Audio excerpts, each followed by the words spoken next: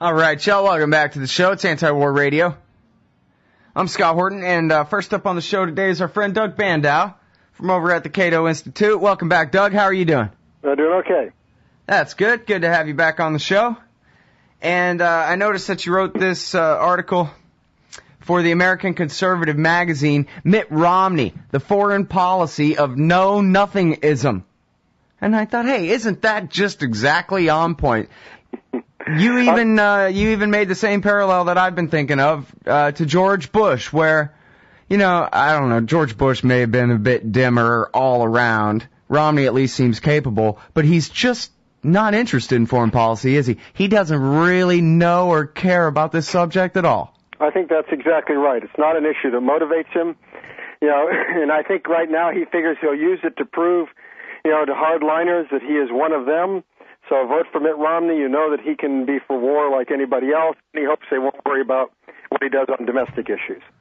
Do you think that he'll be as bad of a pushover as George W. Bush was when it comes to, doing what Richard Pearl wants and that kind of thing?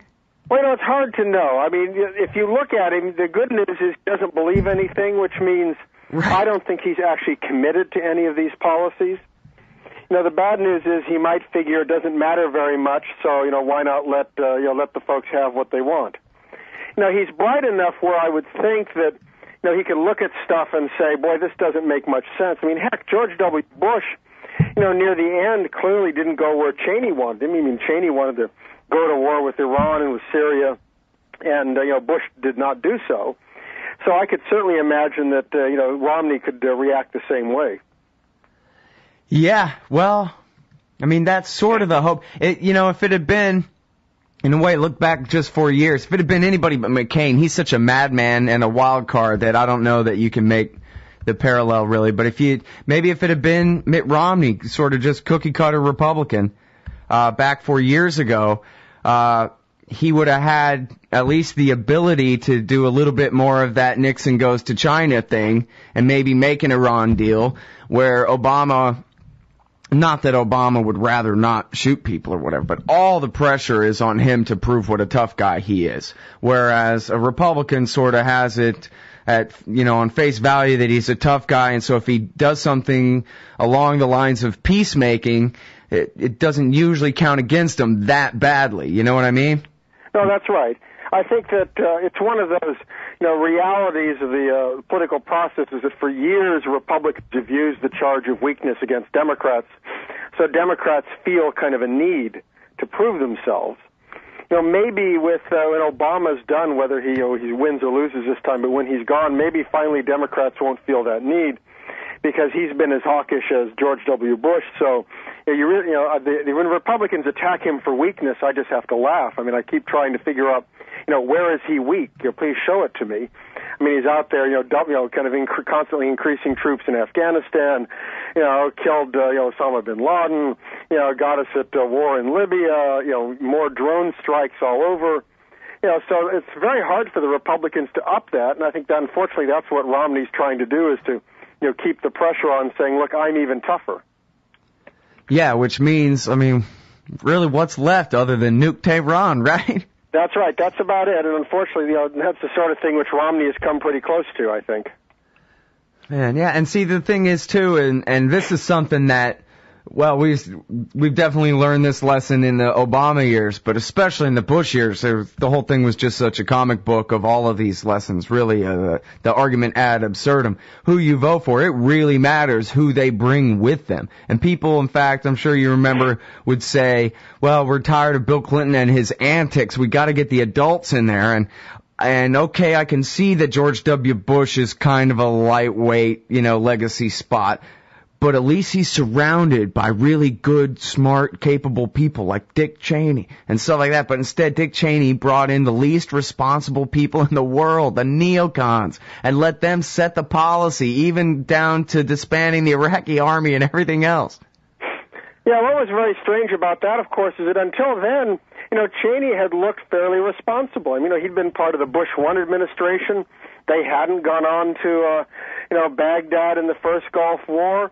He'd explained exactly why they hadn't. It's odd, kind of going into that. Both Bush talked about humility in foreign policy. Cheney didn't look so crazy. And then, they took over, and I think Cheney clearly had changed. They had a whole bunch of neocons in position, and after 9/11, they had their opportunity. And boy, did they take it. Yep. Well, and I think people, they hear about the Robert Kagan argument that, well, America's great and we need to do all these things or whatever, but where the rubber meets the road, where Kagan's actually make policy, you get an Iraq surge and a war prolonged for years. Trillions more wasted, tens, hundreds of thousands more killed. And for what? They put Sadr in power in Baghdad anyway. No, I mean, that's the great irony, of course, is they kill a couple 100,000 people die in the aftermath of the war, so it sure doesn't look very humanitarian. It empowers Iran, which is the country they're most concerned about, and we're moving towards an authoritarian regime there, so much for democracy. I mean, the whole thing looks pretty disastrous, but they just move on. I mean, that's what I found striking. All these people who campaigned, if any of them, apologized for a couple 100,000 or more dead people in Iraq, not that I'm aware of. I mean, they just kind of move on and act as if they had nothing to do with it. Yeah. Justin Raimondo at antiwar.com wrote about how Robert Kagan has been cited by I guess he's working directly for Mitt Romney, but then his new book has been cited by Barack Obama as this is the basis of my foreign policy. America uber alles forever. That's right. I mean, the differences between them are so very small. And I think what's really sad is how so many on the left just don't care. I mean, you would think that they would worry that they supported some guy supposedly because he was for peace and civil liberties. He comes into office, and then lo and behold, he doesn't care very much about peace and civil liberties. You'd love to have them join in and criticize, but people like Glenn Greenwald have been pretty lonely voices in pointing that out. So many of them say, well, he's, our guy, so we're not going to criticize him. Right, yeah, poor Glenn. It's the underlying premise or the unsaid statement at the beginning of his every essay is, please listen to me, or whatever, just because he's always, his audience that he's addressing is the liberals and progressives who still love Obama no matter what he does. That's basically who he's writing to. That's right. I mean, he had one of his columns, he quoted some guy saying, well, yeah, I just don't really care very much about foreign policy, and if we're killing people, that's too bad. And you're thinking, geez, I mean, what could be more important than wandering around the world, getting involved in unnecessary wars, killing people? Yeah, well, the thing is, you can get a real headache if you pretend you're anti-war, but you also love Barack Obama. You're going to have to give up one or the other. That's exactly right. At some point, you just say, you know what, I don't care. In fact, one of the great attacks on Glenn was that, well, he's just a privileged white guy, and so that's why he's always going around, complaining about the violation of the rights of people like al-Masri or whatever, yep, because that's his privileged, spoiled, rotten white guy privilege to do so. All right. Well, anyway, so I wanted to ask you more, if you could just cite and explain to people a little bit about who exactly these guys are. I've been picking on Robert Kagan, but Elliot Cohen, isn't he the guy that came up with the whole plan for privatizing the entire Iraqi economy, shock therapy style overnight, and gave them all zip codes and all of that, and the plan to privatize all the oil right off the bat and drive the price way down? Well, I mean, he's involved in, look, I mean, there's a whole host of these people who are involved in that stuff. Bush sent over, 22-year-olds to write traffic laws in Baghdad. So, I mean, they came over assuming that Washington could kind of do everything. And the people that basically Romney has around him, it's kind of a range of people from hardline right to neocon, but they're all pretty much were in favor of the Iraq War. They all like, warmongering, and they all like social engineering. And it's amazing to think that all these guys, despite the failure of their policy, are now positioned to take power again if Romney wins. Yeah, well, that's hardly an issue at all, really, at least on TV. All right, hold it right there. We'll be right back, everybody, with Doug Bandow from Cato and the American Conservative after this.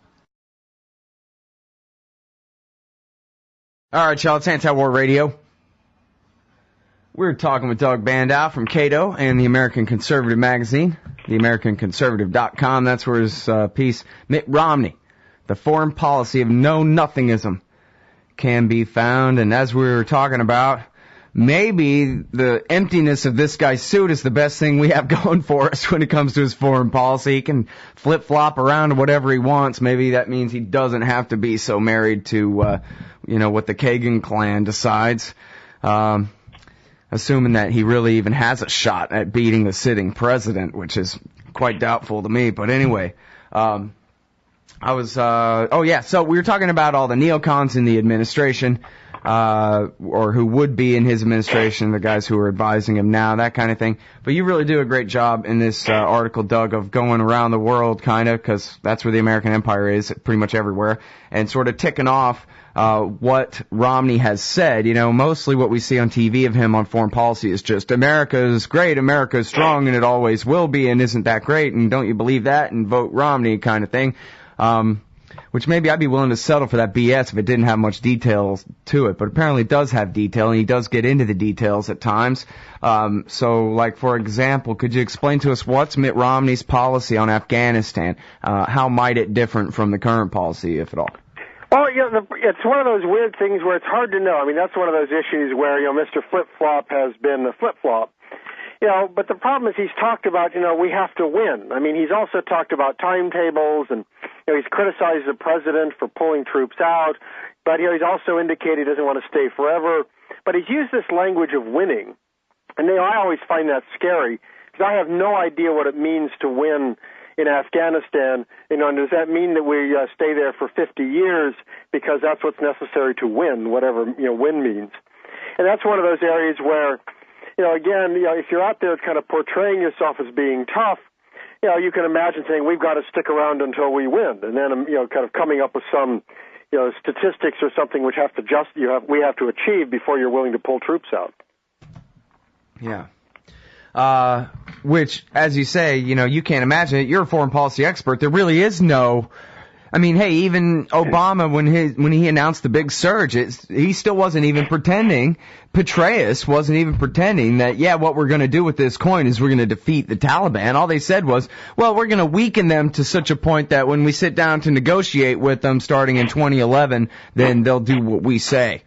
That's right, and it's this idea that by at least 2014, our guys will be strong enough that if we give them billions of dollars a year for the next 20 years, they might be able to hold the Taliban back. Well, great. I mean, that's wonderful. I mean, so that's what we've been doing for the last 10 years, trying to achieve that. Mm-hmm. Well, John Glazer had a piece at antiwar.com saying that, Obama's really lying here, spinning and spinning and spinning, declaring victory in Afghanistan. And I'm thinking maybe we need to just let him have it, Yeah, you're right. We won. Hooray. We'll do a parade just like Rachel Maddow wants. Our guys deserve a parade. Exactly. Bring everybody home and we're done. Thank you very much. Glad it worked so well. I guess if that's how it has to be, then, I'm with that. We could do ticker tape. How much does that cost? Exactly. Compared to, beefing up AFRICOM. That's exactly right. Yeah. We need to bring them home, give them a parade, and then let them go back out into civilian life and not have to fight any more wars. All right, now, how much more horrible is Romney on Israel and Palestine issues than Barack Obama? Well, I think he's far, far worse. I mean, Barack Obama, I think, has been essentially rolled on the issue. My sense is that he actually has had some genuine sympathy for Palestinians. He got rolled on the issue early with the election coming up. I think he just decided, I'm not going to have any problems here. I'm just going to do whatever I'm told. And that's where we're at. Romney is a longtime friend of Benjamin Netanyahu. It goes back to 20, 30 years where they were both, I think, at, like a management company or something. And what Romney has said, among other things, is, before I act, I'll call up, my buddy, Netanyahu and ask him if it's good. And I just, it's shocking, frankly, because, my reaction is, could you imagine if President Obama said, well, before I do anything on Europe, I plan on calling up President Holland of France and asking him if he thinks it's okay. The neocons would go absolutely ballistic. But if you say, well, I'm not going to make any policy decisions until I talk to the Israeli prime minister, they all think that's wonderful. But that's essentially what Romney has said, and I find it striking. Yeah. So at least Obama acknowledges that the Palestinians exist, not like he's going to do anything about it. Whereas to Romney, basically they're just invisible people. You could just force march them right out. He wouldn't even blink. I think that's right. And I think that, Barack Obama, if you set him down he would admit that, yes, what's going on in the with the settlements and in the occupied territories is terrible. Yes, I wish I could do something about it, but I can't. So I'm just not going to say anything. Well, Romney would look at you and say, huh? I mean, what are you talking about? What's the problem? Everything's wonderful. My friend, the prime minister, told me everything's wonderful, so why are you complaining? All right, now, what about mucking around in Korea? Well, it's one of those where he hasn't said a heck of a lot about North Korea, thankfully, because he'd probably be advocating another war. But, on that issue, to some degree, he couldn't be a lot worse than the Obama administration. I mean, they've strengthened the relationship with South Korea. They've made no effort to try to let the South Koreans actually handle the problems over there. I mean, everybody kind of looks to China to solve the problem, and frankly, China has no interest in doing so. They like the situation as it is now.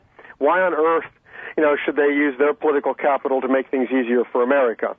And, of course, even if Romney thinks that's possible, he'll make it worse because he wants to have a confrontational policy with China. Well, you can't insult them on the one hand and then beg them for help on the other, yet that seems to be his policy. Does he really want to have a trade war with China, or he's just talking tough like Bill Clinton in the election here? Well, I think, again, our hope is, given the fact that he doesn't believe anything, that this is political, that he recognizes there's political kind of points to be made. Clinton did it. Others have done it. So he's getting out there. And, Democrats have ended up recently being less pro-free trade than Republicans. So he probably figures this is a great way to diffuse that issue. He's going to be really tough. People don't like the Chinese communists. People don't like, trade. Okay, great. Here I can kill two birds with one stone. So my hope is simply he doesn't believe anything, so it won't matter. What a shame that that's good politics. I know. That we have to be cynical and just hope that these people don't believe what they're saying. Yeah. Well, and that the American people like to hear a bunch of warmongering against the Chinese or any kind of confrontation escalation, Wait a minute, right. The Chinese, there's a billion of them and they got nukes. We have to be friends. Simple as that. So why find things to fight about when we can find things to be friends about? Exactly. It makes no sense to be enemies with them. This century is going to be a lot better if we're friends than if we're enemies. Yeah. All right, now, has he said anything? I kind of mentioned offhand there, AFRICOM. We got all kinds of Africa stuff in the news and on the show today. But it seems, there's this article here, Doug, called at news.antiwar.com by John Glazer. U.S. to send large combat brigade throughout Africa. AFRICOM will participate in military missions, training of indigenous forces, and war exercises. Is this just old South slavery in reverse now? We're just going to export all our plantation owners over there? I think that what this is, we just want to run the world, and there's no reason if we want to run the world not to run Africa. Traditionally we haven't done a lot militarily there, but with the end of the Cold War, why not? I mean, there's no longer anybody on the other side, so let's just get our troops involved all over, and isn't that wonderful? I think that tends to be the way Washington works. Yeah, well, and then I guess, I'm sorry, I forgot the exact title of the thing, but they're pretty open, right, that this is really not so much about there's any interest in Africa that we really care about other than we want to keep China from having access to assets in Africa. Yeah, I mean, our involvement in Africa during the Cold War very much was anti-Soviet. We're worried about the other side gaining benefits. Mm-hmm. It's not so much that we have to do a lot, we just have to make sure that the folks on the other side don't do very well. I think that really is the focus. America's such a poor sport, man. What is up with that? This is the interview coming up. Ramsey Baroud's written all about this oil war in South Sudan. That's America's war there, where, we're on the side of the Southern Confederacy seceding from the Union. No, I mean, it is very strange that, we just don't feel we can ever stay out of anything. I mean, the great thing about free market economics is it tells you it doesn't really matter who owns the stuff. It's a world market. We spent the Cold War trying to kind of gain influence in Africa, and we ended up losing a lot of money, and it didn't come to much good. And my reaction is, let the Chinese try. I mean, they've already had trouble in Zambia because it was their managers who shot a bunch of workers. So needless to say, the Zambians don't like them very much. The Burmese have turned to the West because they're nervous about the Chinese. Let the Chinese try it. We shouldn't have to worry about this. Let's go do our own thing. Right. The indispensable, my favorite lesson from that book, Overblown by John Mueller. It was when we finally got tired and quit containing the Soviet Union that it finally overexpanded and fell apart. Yep, that's it. That's all it took. Just like they're doing to us right now. Putin's like, oh, you need help invading Central Asia? Come on in. Exactly. Please stay. Please stay. Yeah. All right. Thanks, Doug. Appreciate it. Sure thing. Happy to be on. Take care. Doug Bandow over to Cato.com org.